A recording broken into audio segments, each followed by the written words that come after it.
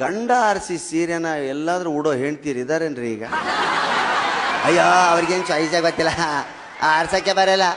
ಸುಮ್ಮನೆ ಅವ್ರ ಎದುರಿಗೆ ಇಸ್ಕೊಂಡಿದ್ದೀನಿ, ಅಂಗಡಿ ಯಾವತ್ತು ಆಮೇಲೆ ಚೇಂಜ್ ಮಾಡ್ಕೊಂಬರ್ತೀನಿ. ಎಲ್ಲಿದ್ದಾರೆ ಇವ್ರು? ಇನ್ನು ಒಂದು ದಿವ್ಸಕ್ಕೆ ಗಂಡ ತಂದಿರೋ ಸೀರೆ ಊಟ ಹೆಣ್ಮಗಳನ್ನ ತೋರಿಸಿ ಅವ್ರಿಗೆ ಕಾಲು ಮುಗಿದು ಬಿಡ್ತೀನಿ ನಾನು. ಅಯ್ಯೋ ನಮ್ಮ ಮನೆಯವ್ರ ಟೇಸ್ಟ್ ನನಗೆ ಗೊತ್ತಿಲ್ಲ. ಗಂಡನಿಗೆ ಒಂದು 5 ವರ್ಷ ಆದ್ಮೇಲೆ ಹೆಸರೇ ಮೊದಲೆಲ್ಲ ರೀ ಏನಂತೀರಾ ನಮ್ಮ ಯಜಮಾನ್ರು ನಮ್ಮ ಮನೆಯವ್ರು, ಆಮೇಲೆ ಮೂದೇವಿ ಏನೆಲ್ಲ ಶುರುವಾಗ್ತವೆ. ಅಯ್ಯೋ ಮೂದೇವಿ ಅವ್ರ ತಾಯಿನೇ ಓದ್ತಿದೆ, ಅಯ್ಯೋ ಮೂದೇವಿ ಅವ್ರ ಅಪ್ಪನ ಥರನೇ ಇದೆ ಬೋಯ್ತವೆ. ಇನ್ನು ಕೆಲವರಂತೂ ಗಂಡಂದ್ರಿಗೆ ತಲೆನೋವು ಅಂತ ಹೆಸರಿಟ್ಟಿರ್ತಾರೆ.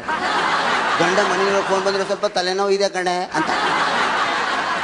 ಅವ್ರು ಕೊಡ್ತಾರೆ ತಲೆನೋವು ಹೋಯ್ತಾ, ಜಸ್ಟ್ ಹೋಯ್ತು ಮಾತಾಡೋದು.